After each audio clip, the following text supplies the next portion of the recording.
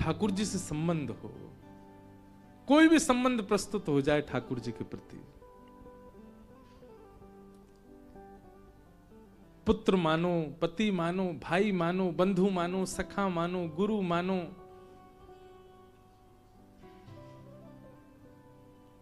एक बार कहीं कोई बच्चे मिलने आए, वो बोले महाराज जी आप हमारे मामा हैं। मैंने कहा क्यों, हम मामा क्यों हैं?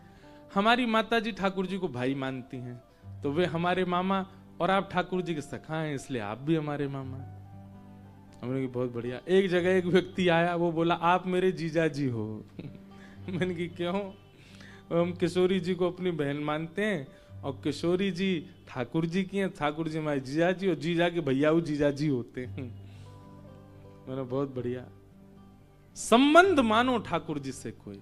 हमारे पूज्य श्री नारायण दास भक्तमाली जी, बक्सर वाले पूज्य मामा जी, उनको सब मामा जी कहते थे। उनकी भी कृपा परिवार पर खूब रही। मामा जी से एक बार किसी ने कहा, बोले दुनिया आपको मामा जी कहती है, पर सिया जी आपको भैया मानती हैं, ये आपको पता है? ये प्रमाण है आपके पास कोई? तो मामा जी बोले इतने बड़े बड़े संत, इतने बड़े बड़े वैष्णव, इतने बड़े बड़े नाम जापक, अयोध्यावासी, वृंदावनवासी, ये सब मुझको मामा जी बोल करके इस बात को प्रस्तावित कर देते हैं, प्रस्तुत करते हैं कि सिया जी भी मुझे भैया ही मानती हैं, तभी संतों के मुख से मुझे मामा जी बुलवा रही हैं। इन संतों का वक्तव्य ही इस बात का प्रमाण है कि सिया जी मुझे अपना मामा मानती, भैया मानती, बक्सर वाले पूज्य मामा जी। तो संबंध ठाकुर जी के प्रति आपका होना चाहिए, और वह संबंध दिखावे का नहीं होना चाहिए। कई लोग दिखावा कर बैठते हैं। एक जगह मैं कहीं गया था किसी के घर, तो जिनके घर गया वो मुझसे बोले, आओ महाराज जी अपने बड़े बेटा से मिलवाऊं, ये मेरा छोटा बेटा, ये मेरा सबसे छोटा बेटा, ये मेरी छोटी बहू, ये सबसे छोटी बहू, बड़े बेटा से मिलने आपको चलना पड़ेगा, बहुत आलसी हो गया है। मैंने कहा भैया ऐसा कौन सा बेटा? वो ले गए मंदिर में, और ठाकुर जी, ये खड़ा मेरा बड़ा बेटा और मेरी बहू है बगल में। मुझे थोड़ा सा पीड़ा हुई चित्त में। अब उनसे तो बोला नहीं मैं, पर मेरे मन में एक भाव आया कि अगर संबंध है तो प्रदर्शन नहीं होता। जिस संबंध का झंडोरा पीट दिया जाए, प्रदर्शन कर दिया जाए, दिखावा कर दिया जाए, वो प्रदर्शन, फिर वो संबंध शुद्ध नहीं रहता। आप महादेव को जिस दृष्टि से देखते हो अपने तक गोपनीय रखो। जब लगे कि हाँ ये अनुभवी है और इसके सामने हम बता सकते हैं, वहीं कहिए। सब जगह बोलते मत घूमिए, सब जगह बताओ मत, नहीं तो रही मन धागा प्रेम का, मत टोरो चटकाए, टूटे से फिर ना जुड़े गांठ पड़ जाए। तो ये चटका करके तोड़ना एक प्रकार से प्रदर्शन करना प्रेम का, यह भी है। ठाकुर जी से कोई संबंध मानो, ठाकुर जी से एक संबंध आपका हो, और उस संबंध के बाद उसको गोपनीय चित्त में धारण करके रखो, पर संबंध मानो। अच्छा एक और बात, आपके मानने से काम नहीं बनेगा।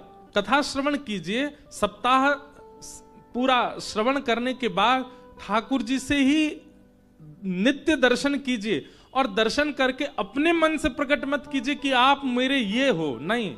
नित्य दर्शन करते करते करते करते अपने आप ही भाव निर्मित होगा, आपको वह उसी रूप में दिखने लग जाएं। जिस भी भावना से आप देख रहे हो, उस भावना में ठाकुर जी दिखने लग जाएं, तब संबंध प्रस्तावित करो। अपने आप ठाकुर जी से मत कहो कि मेरे पुत्र नहीं है, मैं तो आपको अपना पुत्र मानता हूं, नहीं। अपने आप ठाकुर जी उसी भाव में दिखने लगे। जब भी उनको दिखें तो वात्सल्य भाव प्रकट होने लग जाए, तब मानो आपका संबंध है।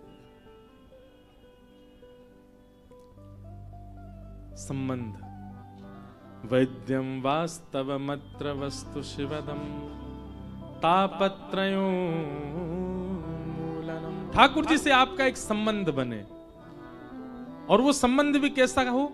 कल्याणकारी, कल्याण करने वाला हो। तापत्रयोन्मूलनम, विषय, अधिकारी, संबंध और अंतिम बात आई प्रयोजन। भागवत जी का प्रयोजन क्या है? कहते हैं तापत्रयोन्मूलनम, 3 प्रकार के तापों का जो उन्मूलन कर दे चित्त से, उन्हें नष्ट कर दे, ऐसे उन्मूलन करे। ये भागवत की कथा का सार है। आदिदैविक, आदि भौतिक, आध्यात्मिक त्रिविध ताप हैं, 3 प्रकार के कष्ट हैं जीवन में।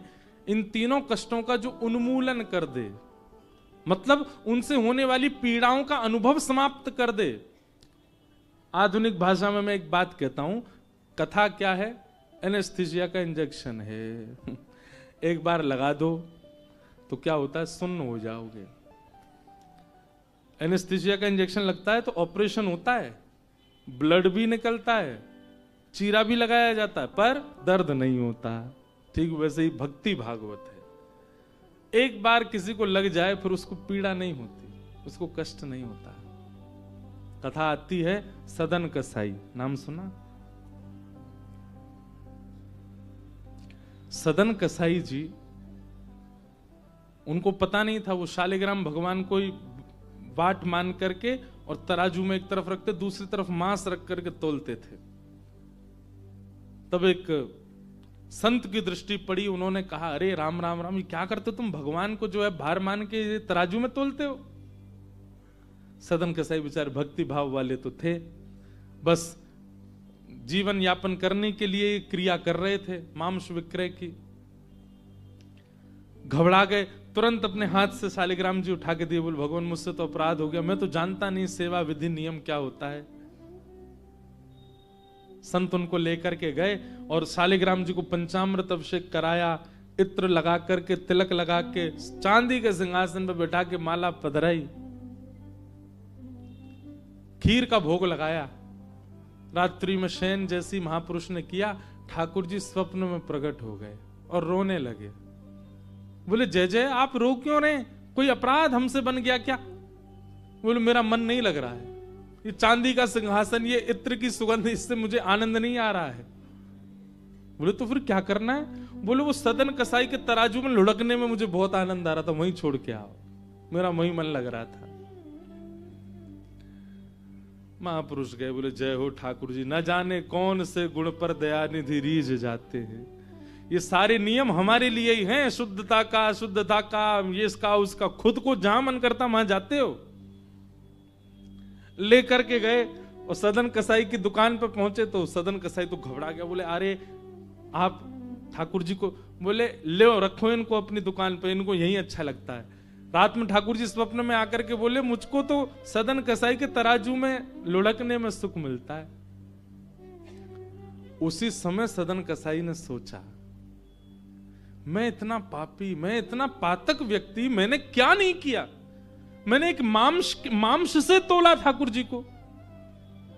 दुनिया अपना जीवन दान कर देते हैं ठाकुर जी को, और मैंने मार मार करके पशुओं को यहां चढ़ाया और उससे तोला ठाकुर जी से। और फिर भी ठाकुर जी ने ऐसी कृपा की मुझ पे कि एक संत के यहां जाग के फिर लौट के आ गए मेरे पास।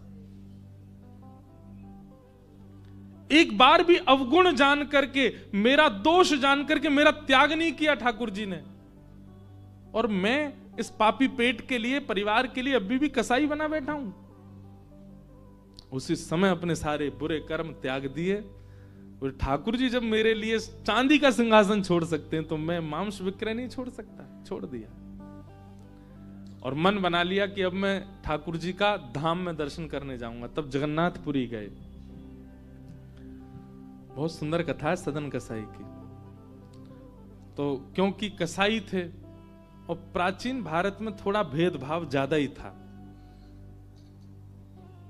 उनको उस मार्ग तक पे नहीं चलने दिया जा रहा था जिस मार्ग से सारे दर्शनार्थी जा रहे थे। बोले नहीं तुम कसाई हो, तुम दूसरे मार्ग पे चलो, मार्ग अपवित्र हो जाएगा। सदन कसाई ने उसको सहर्ष स्वीकार किया। निश्चित ये सही है, मैं इनके योग्य नहीं हूं कि मैं इस मार्ग पे चलूं। नीचे मार्ग पे चले। एक नगर पड़ा, उस नगर की एक वैश्या, सदन कसाई जी को उसने कुछ इशारा किया तो सदन कसाई ने उसका कोई प्रत्युत्तर नहीं दिया। उस वैश्या ने क्या किया, उसके पति थे उसको मार दिया और बाहर आकर के सदन कसाई से बोली, अब तुम मुझसे ब्याह करो। सदन कसाई बोले, मतलब? बोले, तुमने मुझे इशारा किया था ना कि तुम मेरे साथ रहोगे, पहले पति को मार दो। मैंने मार दिया पति को, अब तुम रहो मेरे साथ। सदन कसाई बोले, मैंने तो ऐसी कोई कुछ नहीं किया, तुम क्यों? बोले, या तो मेरे संग रहो, नहीं तो मैं हल्ला कर दूंगी पूरे नगर में कि तुम ऐसा ऐसा कर रहे हो। सदन कसाई बोले, मैं सत्य का उपासी हूं, आप चाहे जो करो, अब आपके संग नहीं रहूंगा। उसने नगर में हल्ला किया, राजा को जाकर के शिकायत कर दी। राजा ने सदन कसाई को बंदी बना लिया। ये कब की बात है? जब सदन कसाई धाम की ओर जा रहे हैं। राजा ने कहा, आपने ऐसा किया? सदन कसाई बोले, मैं कितना भी सत्य बोलूं लेकिन प्रमाण मेरे पास नहीं है, इसलिए बात इन्हीं की मानी जाएगी, मेरी तो माननी नहीं। इसलिए आप एक काम कीजिए, मृत्यु दंड छोड़ के जो दंड देंगे मुझे सब स्वीकार है, क्योंकि एक बार मैं जगन्नाथ जी को देखना चाहता हूं, इसलिए मृत्यु दंड मत दीजिए, बाकी जो दंड देंगे सहर्ष स्वीकार करूंगा। तो बोले, एक काम करो, इसके हाथ काट दो दोनों। जबकि सदन कसाई का कोई अपराध था नहीं, लेकिन वैश्या की मानी गई। जैसे ही कहा हाथ काट दो, सदन कसाई इतने प्रसन्न हो गए, अपने दोनों भुजा आगे करके बोले, अभी काट दीजिए। मैंने सुना है मेरे श्री जगन्नाथ भी बिना भुजा के हैं, मैं भी बिना भुजा के जाऊंगा। जब मेरे नाथ की भुजा नहीं है तो मैं भुजा। अब अभी तक मुझे लग रहा था शायद मैं अपूर्णता से जा रहा हूं, लेकिन आप मेरी भुजा अभी काट दीजिए, तभी मुझे अनुभव होगा कि हाँ, अब मैं पूर्ण होके जा रहा हूं, जैसे मेरे नाथ वैसा मैं। दोनों भुजा काट दी। क्या पीड़ा नहीं हुई होगी सदन कसाई को? लेकिन यही बात है, भक्ति जब अपनी चरम स्थिति में आती है ना, तो आपको सांसारिक और दैहिक पीड़ाओं का अनुभव होना बंद हो जाता है। आप उस पीड़ा की शिकायत दुनिया से नहीं करोगे कि ये कमी, ये पीड़ा, ऐसा।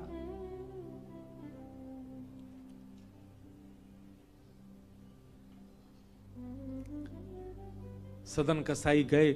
जैसे ही जगन्नाथपुरी पहुंचे, महाप्रभु जगन्नाथ जी अपनी ब्रह्म वेदी पर झूमने लगे और झूमते हुए पुजारियों से बोले, मेरा एक परम वैष्णव भक्त आया है, उसको लाने के लिए पालकी भेजो। और पुजारी भी इतनी जल्दीबाजी में पूछा ही नहीं कि उसका रूप हुलिया कैसा, ये तो बताओ।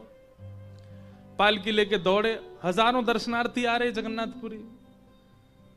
पालकी लेकर के पुजारी जन बोले, भैया जगन्नाथ जी ने पालकी भिजवाई है, कोई उनका परम वैष्णव भक्त आया है, कृपा करके वो पालकी में बैठ जाए।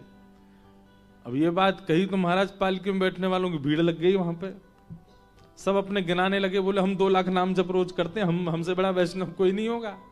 कोई कहने लगा, हमने इतनी साधना करी है, इतना व्रत किया है, इतना नियम किया है। सब अपने क्रम गिनाने लगे। दूर खड़े सदन कसाई बोले, मैं तो महापातक हूं, मेरे लिए थोड़ी पालकी आएगी, मैं कोई श्रेष्ठ थोड़ा ही हूं। भीड़ इतनी लग गई, पुजारी दोबारा दौड़ के गए मंदिर में, बोले भगवान वहां तो लाखों की भीड़ लग गई पालकी में, अब आदमी पैदल जा ही नहीं रहे, तो कह रहे हम पालकी में ही जाएंगे। आप बताइए तो कौन सा है वैष्णव? तब जगन्नाथ जी बोले, वो मेरे जैसा ही होगा, उसके हाथ नहीं होंगे, मेरे जैसी भुजा होंगी उसकी, रक्त प्रवाहित हो रहा होगा, दूर खड़ा होगा, अपने आप को पातक मान के, वही है। पुजारी जन जैसे ही दौड़ करके, मान लाखों की भीड़ खड़ी, दूर खड़े हैं बिना भुजा के सदन कसाई। पुजारी गए, बोले तुमको ही बुलाया जगन्नाथ जी ने। सदन कसाई इतना रोए पालकी में बैठते समय, बोले मेरे प्राण क्यों नहीं निकल रहे हैं? क्यों? क्योंकि मुझ जैसा अधम नहीं होगा इस संसार में। पर कृपानाथ की कृपा देखो, अभी भी चूक नहीं रहे हैं कोई कृपा करने में। और महाप्रभु जी के सामने जाकर के सदन कसाई ने जैसे ही दंडवत किया, ब्रह्म वेदी पर श्री जगन्नाथ जी ऐसे झूमने लगे। सदन कसाई को देख के आनंदित हो गए।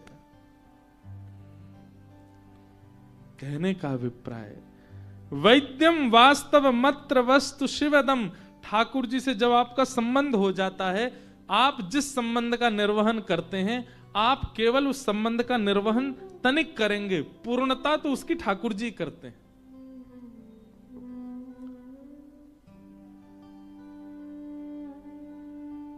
और फिर मिलने वाली जितनी भी सांसारिक पीड़ाएं हैं, उन पीड़ाओं का अनुभव नहीं होता। आप शून्य जैसे हो जाओगे। भोजन मिले तो अच्छा, ना मिले तो भी अच्छा, व्यवस्था मिले तो अच्छा, ना मिले तो भी अच्छा। एक चीज हम अपने अनुभव की बता रहे हैं। हमें 9 वर्ष हो गए कथा करते हुए, 18 वर्ष की आयु से कथा कर रहे हैं, पर इन 8-9 वर्षों में एक बहुत आपके अंदर विश्वास जगे। केवल इसलिए बात कह रहे हैं, अपनी प्रशंसा में नहीं। प्रारंभिक काल की कथाओं की स्थिति में व्यवस्था पर ध्यान जाता था। हम कहीं जाएं तो हमको व्यवस्था ठीक मिले, घर में पले बड़े अच्छे घर में रहे, हम जहां भी जाएं हमको अच्छा ही मिले। जरा भी अच्छा व्यवस्था का कोई क्रम ऐसा होता था तो माँ को फोन करके बहुत रोता था मैं, कि मैं क्या बताऊं, यहाँ गीजर ही नहीं है, ठंडे पानी से नहाना पड़ रहा है। पहले तो रसोईया जी भी नहीं रहते थे साथ में, तो बेचारे जो बना देते वो पाना पड़ता था। बहुत कुछ देखा, मतलब इतना नहीं, सब कथा वक्ताओं ने बहुत कुछ देखा, पर हम अपनी स्थिति बता रहे हैं। पर ज्यों-ज्यों कथा क्रम में आगे आते गए, अब ये स्थिति है, बहु व्यवस्था से बहुत प्रसन्नता भी नहीं और सूक्ष्म व्यवस्था से परेशानी भी नहीं। अपने आप ये अनुभव कथा करते करते होने लगा। काशी में आप लोग इतना सब कुछ कर रहे हैं, इतनी व्यवस्था कर रहे हैं, अब अगली कथा में हमको कुछ ना मिले तो उससे हमको दुखी नहीं होंगे, प्रसन्नता ही है। सब जगह सम बुद्धि सम चित्त, यह जब तक आपका नहीं होगा, आप अपने आप को भजनानंदी मत कहिए, आप अपने आप को भक्ति पथिक मत कहिए कि आप व्यवस्थाओं पर दृष्टि डालते हैं। हर स्थिति में सम का भाव आपके चित्त में आवे तो ही मानिए कि आप तापत्रयोन्मूलनम, आप भक्ति पथिक हो, वैष्णव हो।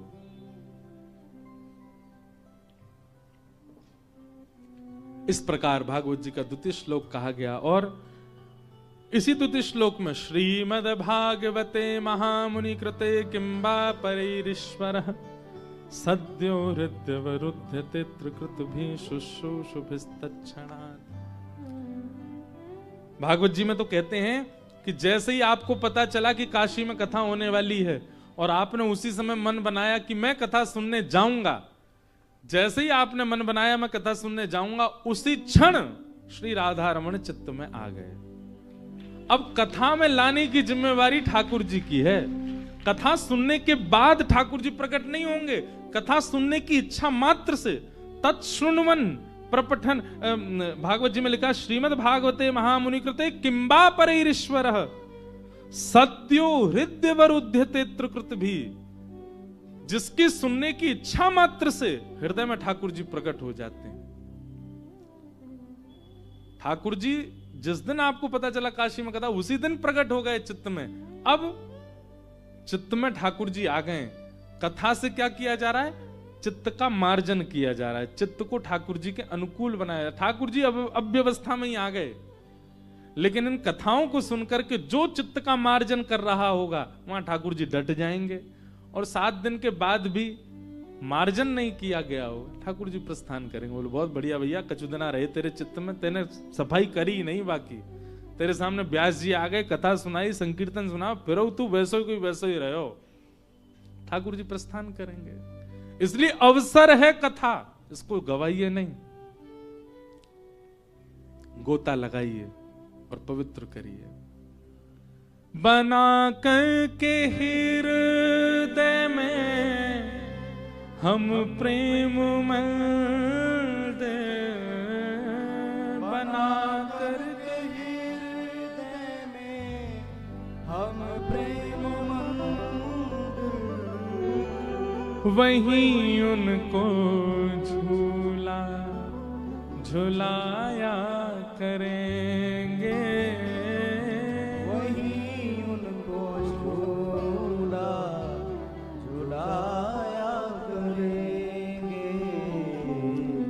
कन्हैया कन्हैया पुकारा करेंगे, लताओं में ब्रज की गुजारा करेंगे, कन्हैया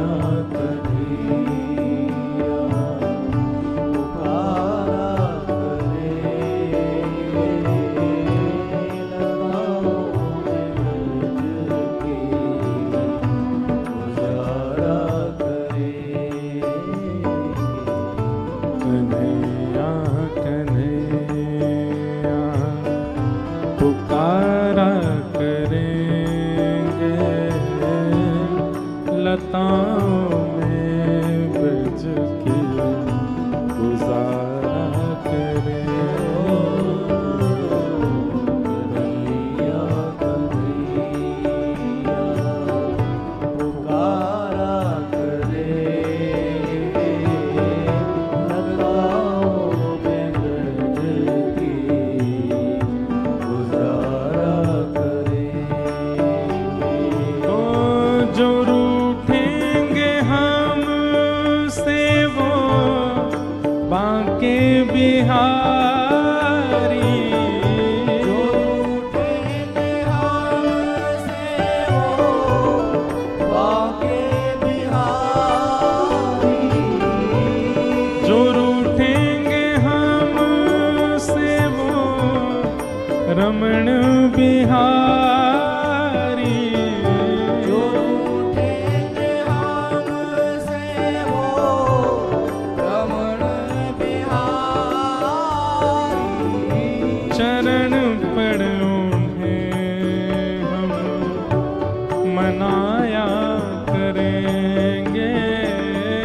शरण पड़ उन्हें हम मनाया ओ करेंगे। चरण पड़ उन्हें हम मनाया करेंगे। शरण पड़ उन्हें मनाया करेंगे। कन्हैया कन्हैया पुकारा करेंगे लताओं में बच के गुजारा करेंगे। कन्हैया कन्हैया पुकारा करेंगे लताओं में ब्रज की गुजारा करेंगे। कथाओं की दो पद्धति बताई जाती, एक तो नारद पद्धति और एक व्यास पद्धति। व्यास पद्धति की कथा में संकीर्तन नहीं होते, कीर्तन नहीं होते, केवल कथा। और व्यास पद्धति की कथा में कथा विश्राम भी नहीं होती। एक दिन प्रारंभ हुई, अब वो 9 दिन तक अनवरत चलेगी, अखंड रामायण पाठ की तरह। लेकिन नारद पद्धति में श्रोता वक्ता के अनुकूल से कथा प्रारंभ होती है, दोनों की अनुकूलता से कथा विश्राम होती है। कीर्तन भी होते हैं, संकीर्तन भी होते हैं, करताल भी होती है, नृत्य भी होता है, सब होता है। इसलिए नारद पद्धति की कथा है, करताल बजा करके कीर्तन का सम्मान करो, कीर्तन का भाव करो। कन्हैया कन्हैया पुकारा करेंगे लताओं में ब्रज के गुजारा करेंगे। कन्हैया कन्हैया पुकारा करेंगे लताओं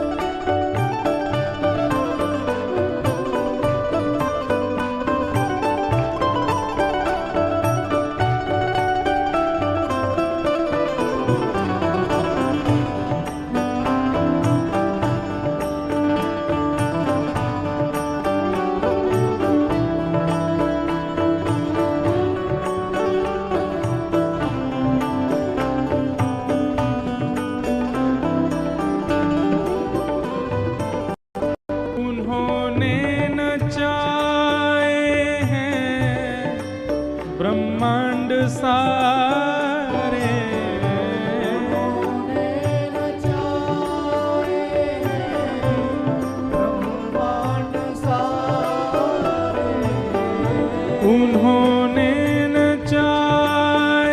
हैं ब्रह्मांड सारे। उन्होंने नचाए हैं ब्रह्मांड सारे। मगर अब उन्हें हम नचाया करेंगे।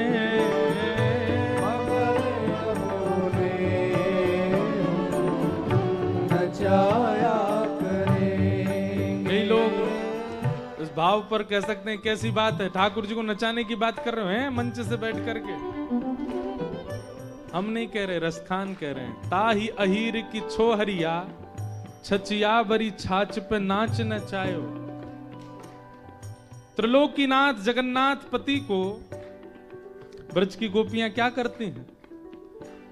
जैसे ही ठाकुर जी यशोदा मैया के साथ यमुना तट पे जाते हैं, छोटे से नन्हे से गोपाल जी, तो गोपियां अपने घर की खिड़की में खड़ी हो जाती हैं और हाथ में मक्खन लेकर के ऐसे मक्खन वाला हाथ बाहर निकालती हैं। दूर से मैया को पल्लू पकड़ करके चले आ रहे ठाकुर जी की जैसी दृष्टि पड़ती है, सो ठाकुर जी मक्खन देख के मुंह गीला हो जाता है। गोपी कहें लाला आजा, सो मैया का पल्लू छोड़ देते हैं, गोपी के भवन में घुस गए। गोपी ने भीतर से किवाड़ लगाई, चटकनी लगाई, ठाकुर जी को बैठा लिया। लाला मक्खन खाएगो? हाँ खाऊंगो। ऐसे नहीं मिलेगा, पहले बंदर की तरह करके दिखा। वही परब्रह्म बंदर की तरह करते हैं। अच्छा लाला नेक मेरे हृदय से लग जा। सो ठाकुर जी हृदय से लग जाते हैं। अब खवा दे गोपी मक्खन, नहीं नेक नाच के दिखा। रसखान इस दृष्टि को देख करके कहते हैं ताही अहीर की छोहरिया छचिया भरी छाछ पर नाच नचायो। जिस त्रिलोकीनाथ की भ्रगुटी टेढ़ी होने पर त्रिभुवन नृत्य करता है, वो माखन के लोभ में नृत्य कर रहा है इन इन इन ब्रजवासियों के सामने।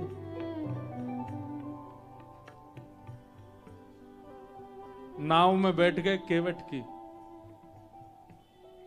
राम जी बोले पल्ली पार लगाओ, केवट बोला हाँ चलो। जैसे लेकर के गए, पार उतरने का समय आते ही केवट ने नाव फिर घुमा दी। लक्ष्मण जी क्रोध में भर गए, पार आ गई थी तुमने क्यों घुमाई? बोले नहीं मैं सभी लेके चलता हूं। इस पार आए फिर घुमा दी, फिर लेकर के उस पार गए, पार आती फिर घुमा दे। सीता जी को भी ने थोड़ा सा मन में भाव आने लगा, ये क्या कर रहा है। लक्ष्मण जी को भी क्रोध आए। राम जी बोले भैया इतनी देर हो गई, तुम हमको पार क्यों नहीं लगा रहे हो? इतनी देर से तुम बार बार ले जाते हो, किनारा आती फिर बीच में ले आते हो। केवट जोर से आता, इतने में ही थक गए? और खुद जो हमको 84 लाख में बार बार नचाते रहो, तो तब आपको नहीं लगता बिल्कुल भी कि बेचारा जीव है, कभी उसको कुछ कभी कुछ कभी कुछ कभी कुछ। 84 लाख योनियां, अभी तो मैंने 4 बार ही नाव को घुमाया, आप तो 84 लाख बार हमारे पूरे जीवात्मा को घुमा देते हो, तब आपको दया नहीं आती हमारे ऊपर? राम जी मन में मन प्रसन्न हो गए। ये ऐसे हठीले भक्त मुझे बहुत अच्छे लगते हो, ठाकुर जी से भी थोड़े हट कर लेते हैं। इन्होंने नचाए हैं ब्रह्मांड सारे। इन्होंने नचाए हैं ब्रह्मांड सारे। मगर अब इन्हें हम नचाया करेंगे। मगर अब इन्हें हम नचाया करेंगे। ओ मगर अब इन्हें हम नचाया करेंगे। मगर अब इन्हें हम नचाया करेंगे। कन्हैया कन्हैया पुकार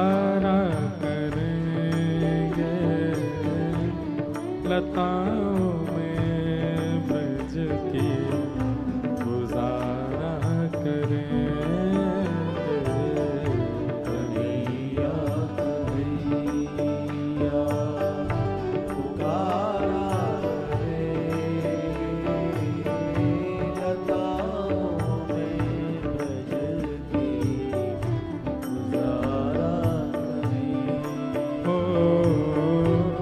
लताओं में ब्रज की गुजारा करेंगे।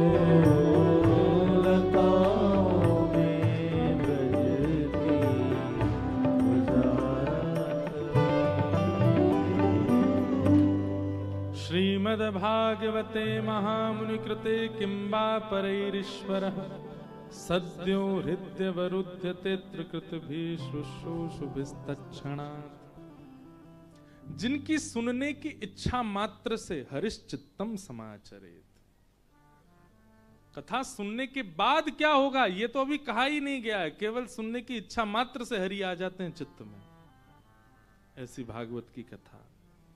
इस प्रकार ये 3 श्लोकों में मंगलाचरण किया गया भागवत जी का, उनको हम प्रणाम करते हैं। नैमिषारण्य क्षेत्र में 88,000 सौनकादि ऋषि बैठे हैं और इन सौनकादि ऋषियों ने सूत जी से 6 प्रश्न किए। इन्हीं 6 प्रश्नों में आगे की कथा है। कौन कौन से प्रश्न, ध्यान पूर्वक सुनो। किम श्रेय शास्त्र सारः का स्ववतार प्रयोजनम किम कर्म के अवतारश्च धर्मः कम शरणं गतः। ये 6 प्रश्न हैं। सबसे पहला प्रश्न क्या है? किम श्रेय, ठाकुर जी के अवतार का श्रेय किसको जाता है? किसके लिए आते हैं ठाकुर जी? राम जी किसके लिए आए हैं? श्री कृष्ण किसके लिए आए हैं? महादेव किसके लिए आए हैं? परशुराम किसके लिए आए हैं? बराह किसके लिए आए हैं? ये भगवान के अवतार का श्रेय किसको जाता है? किसके लिए आए हैं? किम श्रेय, पहला प्रश्न। दूसरा प्रश्न, शास्त्र सारः क। हमारे हिंदू वैदिक सनातन धर्म में इतने शास्त्र हैं, इनका सार क्या है? तीसरा प्रश्न, स्व अवतार प्रयोजनम। ठाकुर जी के स्व अवतार का प्रयोजन, मूल प्रयोजन क्या है? कारण क्या है? चौथा प्रश्न, किम कर्म। भगवान का कर्म क्या है? ठाकुर जी कर्म बंधन में नहीं होते, पर पृथ्वी पर आते हैं तब तो कुछ करते ही हैं। ठाकुर जी के कर्म का विधान क्या है? कर्म का नियम क्या है? पांचवा प्रश्न, के अवतारश्च। अवतार कितने हैं ठाकुर जी के? और अंतिम प्रश्न, धर्मः कम शरणं गतः। ठाकुर जी आए, धर्म संस्थापनार्थाय संभवामि युगे युगे। ठाकुर जी धर्म स्थापित करके चले गए, तो भगवान के जाने के बाद धर्म की रक्षा का दायित्व किसका है? धर्मः कम शरणं गतः। ये 6 प्रश्न हैं। कृपा करके इनका उत्तर हमको दीजिए।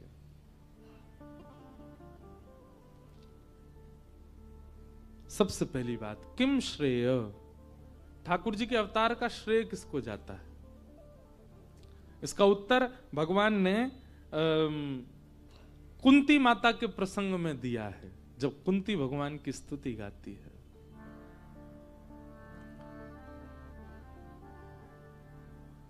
भगवान कहते हैं मेरा अवतार किसी राक्षस वध के लिए नहीं है, केवल एक लीला प्रस्तुत करके आगामी जनमानस को उस लीला के द्वारा जीवन में संभलने संवरने के कुछ तरीके, तौर तरीके बताने के लिए होता है।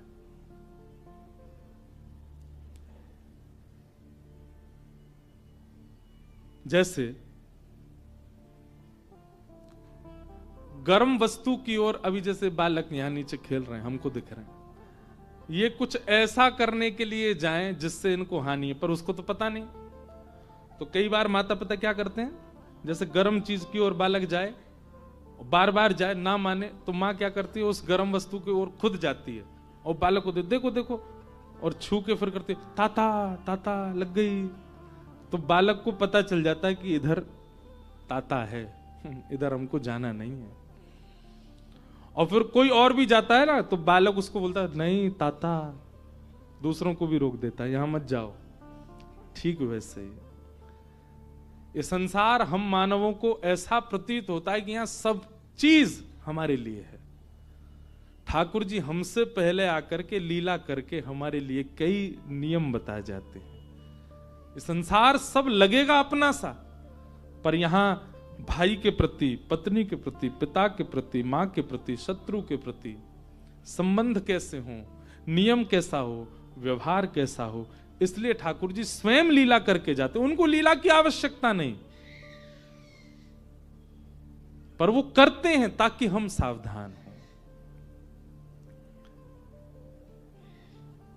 कितनी प्रसंगों से प्रस्तुतिकरण ही होता है। कथा तो सबको पता है, कथा क्रम मानस जी सबको याद हैं, भागवत जी के कई प्रसंग सबको याद हैं, पर उन प्रसंगों से हर बार कुछ न्यूतन, कुछ नया सीखने को मिलता है। इसीलिए तो लीला की है ठाकुर जी ने। सती चरित्र का प्रसंग जब सुनते हैं तो वहां महादेव ने सती का त्याग किया। क्यों किया सबको पता है, कथानक सबको पता है। प्रभु श्री राम की परीक्षा लेने के लिए गई, वो भी सीता जी का रूप धारण करके गई, पर तीसरी गलती क्या कर दी, झूठ और बोल दिया। करहि प्रणाम तुम्हारी नाइन, आपकी तरफ से और पास से जाके प्रणाम किया मैंने। तो इन सब के पीछे कारण क्या था? याज्ञवल्क मुनि के यहां से कथा सुनकर के निकले महादेव, और कथा सुन के निकले हैं, थोड़ी देर बाद ही वही राम जी दर्शन दे रहे हैं। महादेव उनको भाव से देख रहे हैं और सती उनके प्रति प्रश्न चिन्ह उठा रही हैं। ये परमात्मा कैसे हो सकते हैं, ये इस प्रकार विरह में कैसे आ सकते हैं? ये अपराध सती जी के जीवन में ये उनकी दृष्टि में क्यों बना, जबकि वो तो कथा सुन के आई थी? क्योंकि कहीं ना कहीं वक्ता के प्रति जो समर्पित सम्मान होना चाहिए था वो सती जी का नहीं हुआ था। याज्ञवल्क जी ने जब पूजन आदि किया महादेव और सती का, तो सती जी को लगा हम इनसे कथा सुनने आई हैं, जो उल्टा हमको ही प्रणाम कर रहे हैं, ये हमको क्या कथा सुनाएंगे। और इसी भाव के कारण ये सारे अपराध बनते चले गए। वक्ता के प्रति समर्पण। हम तो एक बात कहते हैं, 3 घंटा बाद जब हम कथा करके उतरे ना, हमको मित्र ही मानो, हमको सखा ही मानो, हमको भाई मानो, हमको बंधु मानो, हमारी एक बात मत मानो। पर जब यहां व्यास मंच पे बैठ जाएं, उसके बाद जब तक बैठे हैं तब तक जो जो कह रहे हैं सबको ध्यानपूर्वक सुन लो, क्योंकि ये मैं अपनी सत्ता से नहीं बोल रहा हूं, ये व्यास मंच की ऊर्जा ही बोलती है, और ये आपके लिए, आपके अनुकूलता के लिए बोलती है। कई बातों पर आपका शायद मन भी ना लगे कि ये विषय कोई इतना हमारे लिए रोचक नहीं, पर इन हजारों में किसी के लिए वो वक्ता की वाणी से व्यास मंच ही निकलवाता है। ये मैंने अनुभव किया। वक्ता सोच समझ के नहीं बोलता, श्रोता की जिज्ञासा व्यास मंच अपने आप बुलवाता है वक्ता से। और उसके प्रति समर्पण ना हो तो वही अपराध बनेंगे जो सती जी से बने। सबसे पहला अपराध, हरि सन्मुख होते हुए भी हरि को पहचान नहीं पाओगे, पहला अपराध। दूसरा अपराध, हरि की परीक्षा लेने में, हरि को परखने में, तार्किक रूप धारण करने में आपको विलंब नहीं होगा।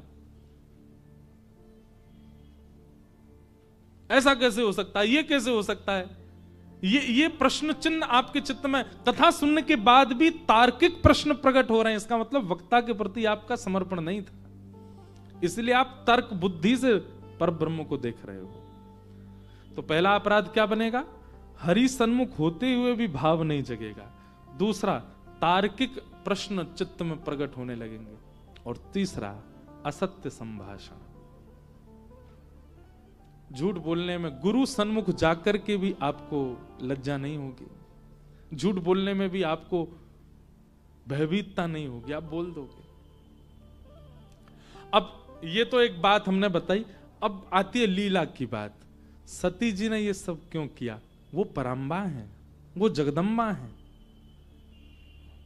हमारे द्वारा अपराध बने, हम तो मानव हैं, पराम्बा के द्वारा अपराध नहीं। ठीक वैसे ही जैसे मां गर्म वस्तु को स्पर्श करके हमको संकेत करती है कि ये गर्म है, ऐसा नहीं करना, ऐसी सती जी ने ये नियम, ये लीला करके समस्त श्रोता जगत को सावधान किया। वक्ता के प्रति ये अपराध आपसे बनना नहीं चाहिए, कथा के प्रति ये अपराध नहीं बनना। नहीं तो महादेव के सन्मुख होते हुए भी, महादेव के इतने समीप होते हुए भी, और महादेव के 3-3 बार संकेत करने पर भी तुम हरि को देख नहीं पाओगे। ये लीला हमको सावधान करने के लिए हुई। और इसका प्रसंग आता है कि जब महादेव ने सती जी का त्याग करने का संकल्प लिया तो आकाशवाणी हुई, और आकाशवाणी में देवता भूरी भूरी प्रशंसा करने लगे, महादेव आपके संकल्प की हम प्रशंसा करते हैं। तब सती कहती हैं, आपने ऐसा कौन सा संकल्प किया जिसकी इतनी प्रशंसा हो रही है? महादेव बोले, कुछ नहीं किया। क्या था? त्याग किया सती का।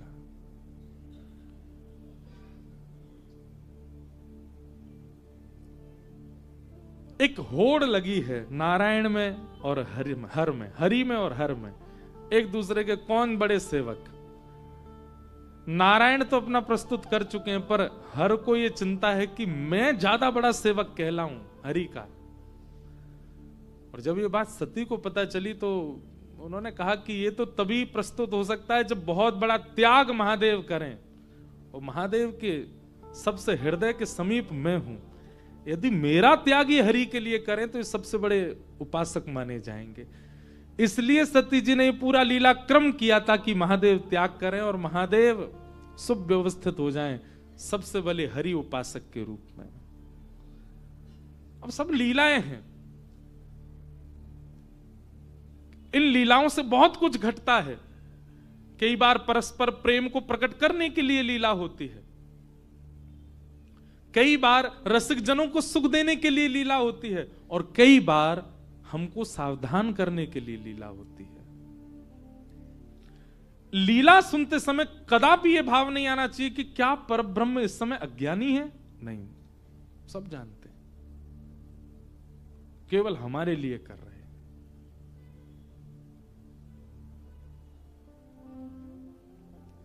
अब ये तो थी सावधान करने वाली लीला, ये तो थी महादेव को प्रसन्न करने वाली लीला। अब रसिक जनों के लिए भी ठाकुर जी लीला करते हैं। कैसी लीला कर रहे हैं? सूरदास जी वर्णन करते हैं, बहुत सुंदर लीला है।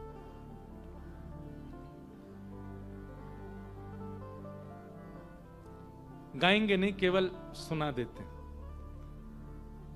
खेलन के मिस कुंवर राधिका, नंद महर के आई हो।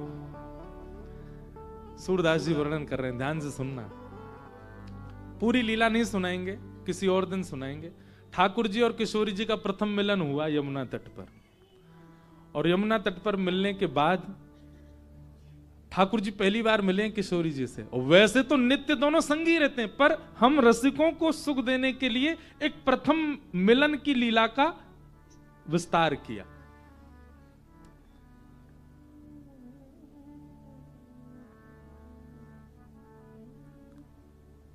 बूझत श्याम कौन तू गोरी, बूझत श्याम कौन तू गोरी। ठाकुर जी पूछ रहे हैं, अरे तुम कौन की लाली हो, नेक्सी सी हो, जा वन में अकेली काय को घूम रही हो, तुम कौन की पुत्री हो, पहले तो मैंने तुम कभी देखी ना। तब किशोरी जी, सूरदास जी का पूरा पद है, पर किशोरी जी कह रही हैं कि मैं वृषभानु जी की लाली हूं और मैं खेलवे के काज यहां आई हूं। ठाकुर जी बोले हमारे संग खेल लो। तो फिर सूरदास जी की पंक्ति में किशोरी जी कहती नहीं, हम आपके संग नहीं खेलेंगे। क्यों? हमने सुनी है कि यहां गोकुल में एक नंद बाबा हैं। ठाकुर जी बोले अच्छा, उनका एक चोर लाला है, वो चोरी करता है, और पता नहीं वो काय बात की चोरी कर ले जाए, या हमारे हमें पता तो नहीं आप कौन हो, या हमारे आपके संग नहीं खेलेंगे। ठाकुर जी बोले झूठी झूठी बात फैला रखी, वो नंद जी को लाला वो तो बड़ा सुधरो भयो है, बहुत बढ़िया है वो तो, वो ऐसा ना है। अपनी प्रशंसा ठाकुर जी कर रहे हैं, बहुत विस्तृत पूरी 4 घंटे कथा हो जाए, इतनी बड़ी लीला है, शॉर्ट में हम सुना रहे हैं। लेकिन ठाकुर जी से जो चर्चा हुई, उस चर्चा में ठाकुर जी ने नेत्र ऐसे घुमाए कि श्री जी को अब ठाकुर जी दिख रहे हैं सब जगह। श्री जी जाते जाते बोले, अच्छा अपना नाम तो बताओ। ठाकुर जी बोले, कुंवर कान, मेरा नाम कहा है कुंवर कान। श्री जी नेक दूर गई, फिर अरे मैं तो भूल गई, कहा नाम बतायो। अरे श्यामाजू, ये कहा है बताइयो। बोले कान। बोले यही कुंवर कान मेरा नाम है, जब भी कान पकड़ो मेरा नाम भूल जाओ तो यही पकड़ कहियो कुंवर कान। श्री जी बोले ठीक है। ठाकुर जी ने अपने पता वता सब बता दिए, कभी खेलने आने को मन हो आ जाइयो। तब सूरदास जी एक पंक्ति का वर्णन कर रहे हैं, खेलन के मिस कुंवर राधिका नंद महर में आई हो। किशोरी जी खेलने आई हैं, सकुच सहित मधुरे करी बोली घर में कुंवर कन्हाई हो। ठाकुर जी द्वार पर आ गई हैं किशोरी जी, और द्वार पर आकर के संकोच में छोटी सी श्यामा जो पूछ रही है, अरे कुंवर कन्हैया, कुंवर कान, ये कुंवर कन्हैया कोई घर है, वो यहां है कि नहीं है। आहा, सुनत श्याम कोकिल समबानी, सुनत श्याम कोकिल समबानी, निकसे अति अतुराई हो, निकसे अति अतुराई हो। जैसी सुनी शब्द सुनकर के महाराज अतुराई मतलब स्थिति को संभाले भी नहीं। जैसे कोई घर मेहमान आ जाए, हम बाल बाल ठीक करते हैं, मुंह ठीक कर, ऐसे नहीं, जा स्थिति में वही में भागे ठाकुर जी मिलने के लिए। और क्या कह रहे हैं सूरदास जी, माता सो कछु करत कलह है। ठाकुर जी जब श्री जी आई हैं द्वार पे, उस समय मैया से लड़ रहे थे, यशोदा मैया थे। काय बात पे लड़ रहे? बोले मैया अब मेरी उम्र है गई है, मेरा ब्याह कराए दो। मैया बोली कितने साल को है तू? मैया 3.5 वर्ष को है, अब का बुढ़ापे में करूंगा ब्याह, अब मैया करा दे मेरा ब्याह। मैया बोली लाला तू इतना बड़ा हो? हाँ मैया देख, कछु महीना पहले तक मुंह पे चलवो ना आ तो अब चलन लगो, बोलनो ना आ तो बोलन लगो, खान लगो, नहान लगो। अब मैया मैं पूर्ण योग्य है गया हूं, अब मेरा ब्याह कराए दे। या बात पे लड़ रहे मैया थे। वही समय किशोरी जी आ गए। सूरदास जी कहते हैं, माता सो कछु करत कलह है। मैया से लड़ रहे थे ठाकुर जी, लेकिन किशोरी जी को देखते ही कहा बोले रीस डारी बिसराई हो। श्री जी को देखते ही सबरे अपने क्रोध विरोध भूल गए, ऐसे मीठे बन गए जैसे गुस्सा कर वो जाने ही नहीं है। आहा, इतने में यशोदा मैया आई। ठाकुर जी मूढ़ा लेके, मूढ़ा समझते हैं, एक छोटा होता बैठने का मूढ़ा। ठाकुर जी तुरंत मूढ़ा लेके आ, मैया ले बैठ जा। मैया बोली अब ही तुम तो इतना लड़ रहे हो, अब इतना सेवक बन गो मेरो। कौन है जी छोरी हैं प्यारी सी खड़ी का सामने? ठाकुर जी कह रहे हैं, मैयारी तू इनको चिन्हत बारंबार बताई हूं। यशोदा मैया पूछ तो किशोरी जी से नहीं है, लाली तू कौन है? मैया पूछ किशोरी जी से रही है, उत्तर ठाकुर जी दे रहे हैं। मैया कह रही लाली तू कौन? मैया जी ब्रजभानु जी की लाली है। कौन से गांव में रे? ठाकुर जी मैया जी बरसाने में रे वे। तू कितने बरस की है? मैया मुझे 1 साल ही बड़ी है। तू चुप रह जाएगा नेक देर, तू क्यों बोल रहा हो? मैं बात पूछ रही हूं। ठाकुर जी अपने आप ही उत्तर दे रहे हैं। अब ये लीला ये किसी को सिखाने के लिए नहीं है, ये रसिकों को सुख देने के लिए। हमारे ब्रज के रसिक जन, अरे रसिकन की छोड़ो, महादेव वो इन्हीं लीलाओं में ही डूबे रहते हैं। श्यामा श्याम पर ब्रह्म होने के बाद भी ऐसे समत्व भाव में आके लीला कर रहे हैं। मैया बोली यहां पे आ, बहुत देर रह गई, तो इतनी देर तक यही को तो कैसे मिली जी, तो कहां को मिली बताइयो ने। तब ठाकुर जी कह रहे हैं, जमुना तीर के लही में भूल्यो, बाह पकड़ ले आई हो। जय हो। ठाकुर जी क्या कह रहे हैं, भैया कल जमुना के तट पे खेलते खेलते मैं नंद भवन को रास्ता भूल गो, तब मेरो हाथ पकड़ के जय मुंह को लेके आई कि जय आपको घर, यहाँ है नंद भवन। अब मैया परोपकार करने वाले के प्रति तो सदा न्योछावर रहना चाहिए। कल अगर जे मुंह को लेके नहीं आती मैया, जन कहां खो गए हो, तो कौन बाबा जी मुंह को झोली में डाल के ले गए हो, तो मैया तू बिना बेटा की है जाती। इन्हीं की कृपा से कल मैं घर आयो मैया।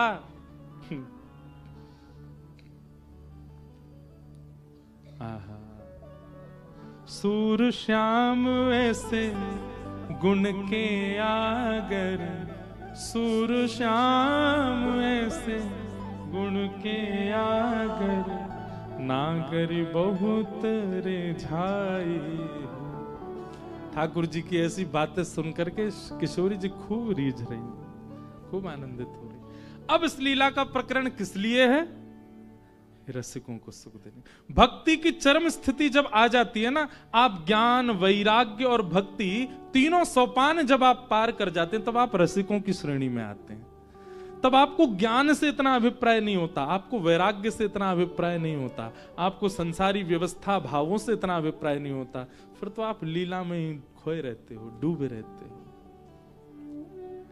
तो ठाकुर जी का अवतार किन किन कारणों के लिए है? सबसे पहला तो परस्पर प्रीति, देवों की जो आपस की प्रीति है उसके वर्धन के लिए। दूसरा मानव सावधान, हम मानवों को सावधान करने के लिए ठाकुर जी की लीला है। और तीसरा रसिक आनंद, रसिक जनों को आनंद देने के लिए ठाकुर जी की लीला है। प्रभु श्री राम भी अपनी अंतरंग लीलाओं में ऐसी कई लीला करते हैं जिसको सुन करके रसिक जन आनंदित होते हैं। हनुमान जी जब तक सूर्य उदय है तब तक तो अपने रूप में रहते हैं, पर जैसे सूर्यास्त होता है, राम जी जैसे कनक भवन में जले जाते हैं, राम जी भी चारुलता नाम की सखी बन के भीतर जाते हैं। फिर वहां एक अलग रसिकों के भाव प्रकट होते हैं। वो रसिकों की चर्चा सबके मध्य कहने की नहीं है, उसके लिए रसिक स्थिति होनी चाहिए। वहां परस्पर प्रीति प्रेम के भाव प्रकट होते हैं ठाकुर जी के। तो भगवान का अवतार का श्रेय किसको जाता है, जो पहला प्रश्न है। पहला श्रेय प्रेम को जाता है, दूसरा श्रेय हम मानवों को जाता है, और तीसरा श्रेय रसिकों को जाता है। राक्षसों का तो नाम ही नहीं है यहां पर, उनके लिए नहीं आए हैं ठाकुर जी। वाल्मीकि रामायण में भगवान श्री राम कहते हैं, बोले रावण को मारने के लिए वानरों की सेना की जरूरत नहीं है मुझको, तो बोले जितनी देर में लक्ष्मण जी अपनी पलक झपकाते हैं ना, इतने से भी कम समय में मेरी इच्छा हो जाए तो रावण को यहीं बैठे बैठे मार दूंगा मैं। मेरी इच्छा हो जाए तो रावण जन्म ही नहीं लेगा। ये रावण जन्म भी इसलिए है ताकि अयोध्या से लंका तक की यात्रा में मध्य में जो रसिक जन मिलेंगे उनको सुख दिया जा सके, उनको अनुभव कराया जा सके। राम अवतार रावण वध के लिए नहीं है, सबरी को सुख देने के लिए, जटायु को उद्धार करने के लिए, और अपने प्राण प्रिय श्री महादेव को रामेश्वर में स्थापित करने के लिए। लिंग थाप विधिवत करी पूजा, शिव समान मोहे प्रिय नहीं दूजा। रावण के लिए जाएंगे भगवान, रावण के लिए करेंगे ये सब नहीं, ये सब प्रेम प्रकट के लिए। किम श्रेय, ठाकुर जी का श्रेय वैष्णवों को जाता है, रसिकों को जाता है। दूसरा प्रश्न शास्त्र सारह का, इतने शास्त्र, इनका सार क्या है? समस्त शास्त्रों का सार वेद व्यास जी ने 2 बताए। अष्टादश पुराणेषु व्यासस्य वचनद्वयम् परोपकार पुण्याय पापाय परपीडनम। पहला परोपकार पुण्याय, पर उपकार करना है यही पुण्य है, और जो स्वयं के लिए बुरा लगता है वो किसी के साथ ना करना यही पाप है। इन 2 का सावधानी रखो, यही सारे शास्त्रों का सार है। बस इन्हीं को विविध विविध विस्तारीकरणों से समझाया जाता है। तीसरा स्व अवतार प्रयोजनम। भगवान के कभी मत्स्य अवतार, कूर्म अवतार, कच्छप अवतार, नृसिंह अवतार, जब सारी क्रिया मानव बन के की जा सकती थी तो भगवान फिर जीव जंतुओं का रूप धारण करके क्यों आए? ठाकुर जी अपनी स्थिति बताते हैं कि किसी भी रूप में या किसी भी स्थिति में आने में ठाकुर जी को लज्जा नहीं, हम मानवों को होती है। बुरा नहीं मानिएगा, यहां तो सब लोग, सब रसिक जन कथा के अनन्य श्रोता बैठे हैं। हमारे जन्म से पूर्व के भी श्रोता यहां बैठे हैं जो हमारे जन्म से पहले से ही कथा सुन रहे होंगे। पर कई बार कथा में आने वाले लोगों को भी कथा इसलिए समझ नहीं आती क्योंकि उनकी अनुकूल व्यवस्था कथा में नहीं थी। इतनी बढ़िया कथा हुई, क्यों नहीं सुनी? सोफा नहीं मिला रिक्लाइन वाला, रिक्लाइन वाला सोफा चाहिए तब कथा समझ में आएगी। तो कई लोग जो है वो इस प्रकार अपनी स्थितियां चुन के रखते हैं, ऐसी स्थिति होगी तो ही हम भजन कर पाएंगे। महादेव का अभिषेक करने के लिए श्रृंगी हाथ में, नीचे लोगों को सपोर्ट चाहिए, यानी इतना भार कैसे सहे हम? महादेव कहें कोई गरज नहीं है भैया, मत डाले, मैं पूरे दिन वैसे नहाता रहता हूं, काहे को इतने प्रयास करे? तो सबकी अपनी अपनी बातें हैं, लेकिन ठाकुर जी स्वयं को हर स्थिति में ढाल करके अपनी सर्वव्यापकता और सर्व प्रकार की स्थिति की स्वीकारिता का अनुभव कराते। इसलिए मत्स्य भी बने, कूर्म भी बने, कच्छप भी बने, नृसिंह भी बने, और सारी हदें पार हो गई जब बराह बन के आए, सूकर बन के आए। जितम जितम ते जित यज्ञ भावनः त्रयीम त्वनुम स्वाम परिधुन्वते नमः यद्रोम गर्तेषु निलिल्लुध्वरः तस्मै नमः कारण सूकरायते। भगवान सूकर बन के आए। ठाकुर जी मानो हमको बता रहे हैं, बनते हो हमारे भगत, हमारी तरह हर स्थिति में उठने बैठने वाले बनो, हर स्थिति को स्वीकार करने वाले बनो। किम कर्म, ठाकुर जी का कर्म क्या है? केवल प्रेम का प्रचार प्रसार, बस।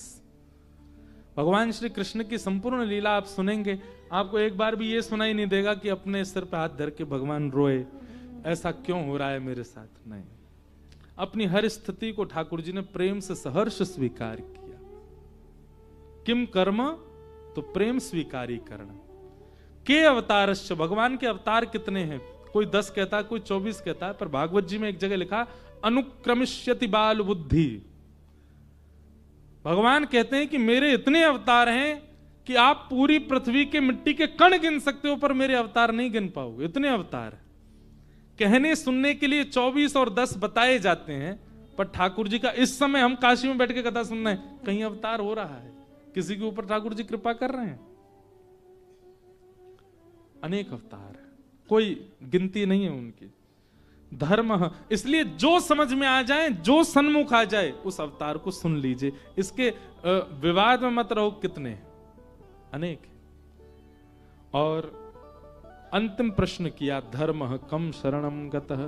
भगवान धर्म स्थापित करके चले गए, भगवान के जाने के बाद धर्म किसकी शरण में गया? इस अंतिम प्रश्न का उत्तर आप लोग दोगे मुझे, और कब देंगे? 7वें दिन देंगे। जिस दिन कथा विश्राम होगी तब तक हम कथा सुनाएंगे, सब प्रकार के भाव कहेंगे, और अंतिम प्रश्न का उत्तर आप देंगे। धर्म कम शरणम गतः। आज धर्म किसकी शरण में है? भगवान के जान। उत्तर तो वैसे भी पता है सबको, पर फिर भी एक होमवर्क है 7 डेज का। आज के मंगल कथा को मंगलाचरण और प्रारंभ के साथ यहां विश्राम देते हैं।